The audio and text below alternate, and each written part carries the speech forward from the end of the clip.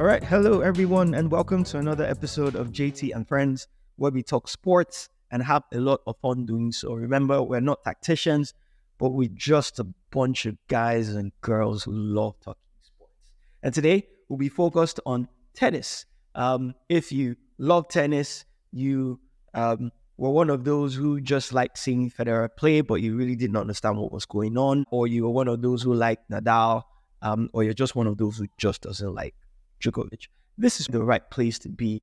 Stick around. We'll be right back to give you a lot of information on everything that has been going on, from the US Open to Jannik Sinner's doping investigation, which we've talked about before, but there's been some new developments in that area, to the Beijing Open, where we had a masterclass from Jannik Sinner and Carlos Alcaraz, and from the ongoing Shanghai Open. We'll also delve into the WTA and the just concluded Open, where we saw Coco Gauff lift the trophy and beat Mukova in the final.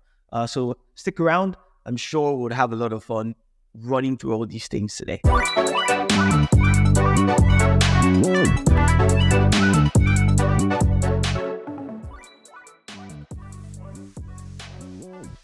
All right, so we kick off with the WTA, where we had the Chinese Open, or should we say the China Open, which is what it's actually called. We start from the quarterfinals, where we had Sabalenka play Mukova. If anyone has taken their time to really watch Sabalenka, she's a hard hit. Word has it on the streets. Actually, not on the streets, in the stats. The Sabalenka, when you look at both the men and the women, she's actually one of the hardest hitters of the ball on tour. And so for Mukova to have Sabalenka's number is a bit of a strange one to me. I think in their last four meetings, or in their last 4 or 3 meetings, Mukova has come out tops, which is, almost all players seem to have their nemesis, and I think Sabalenka has found her nemesis in Mukova. She knows how to handle that power forehand that Sabalenka, keeps throwing at her, and she knows how to handle herself whenever she's playing Sabalenka. Not so much when she's playing other players who I feel like are not as strong as Sabalenka. Mukova went all the way to the final, where she played Coco Gauff, but she lost to Coco Gauff in straight sets.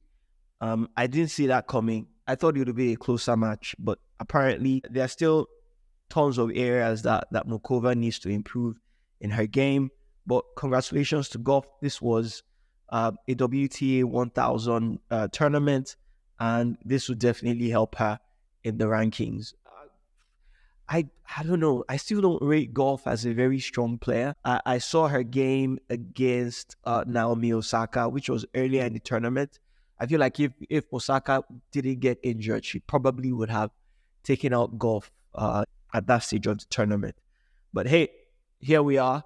The current WTA tournament going on now is the Wuhan Open, another WTA 1000 tournament. And expect the usual suspects to kind of go all the way. I don't expect anyone in this tournament to stand in the way of Sabalenka winning this. I expect a straightforward, almost fully straight sets wins in all her games to the end of the tournament. So no disrespect to anyone, but I just don't see anybody in this tournament who is playing at the level of Sabalenka. Maybe Vekic could put up a fight. Gauff is playing in this tournament. Still on her good day, Sabalenka will definitely take out Gauff in straight sets. I don't think she's going to make the same mistake of US Open of 2023, where she lost to Gauff in the final. I think she's learned her lesson, and I just think she would take out Gauff very easily.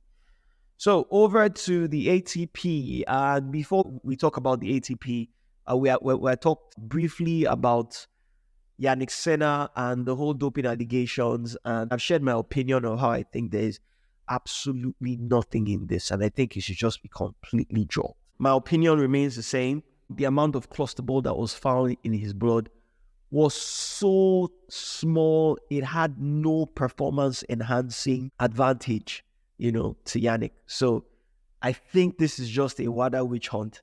I feel like WADA has been out in the shadows for so long.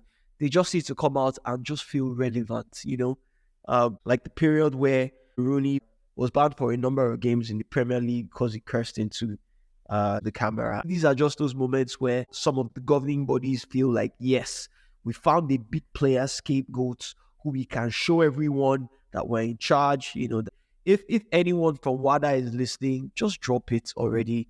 There's no need to show that you're relevant. It's a nothing pursuit as far as I'm concerned. And I think we should just let the games go on. Different people might have different opinions, and your opinions are welcome. I'd like to hear more about what you think about this in the comments below.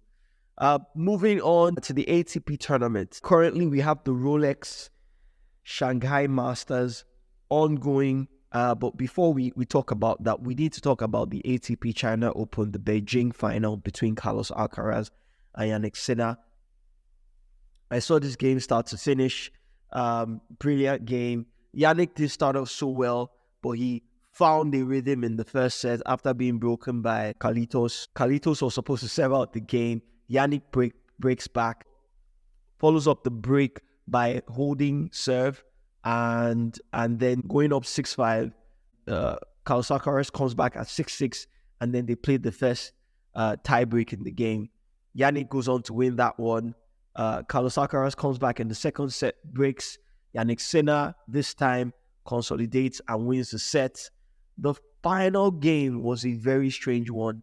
Jannik is up 3-love in the tie break, and Carlos Alcaraz just wins the next 7 points and wins the game. It was a brilliant game all around. The Rolex Shanghai Masters is on. I think we're currently in the round of 32, and at this point, it's just full of a lot of with all due respect, it's full of the fillers and the players and myself and my friends called the jokers.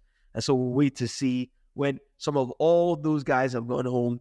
We'll probably have a lot more exciting games to talk about by then. And so thank you again for joining me on JT and Friends. I would check in again on tennis when we're closer to the end of the Rolex Shanghai Masters, and also for the NITO ATP finals for the year. We'll also cover the WTA finals for the year on the women's section. Thank you again for joining us today, and remember to like and subscribe to the channel, and see you in the next one.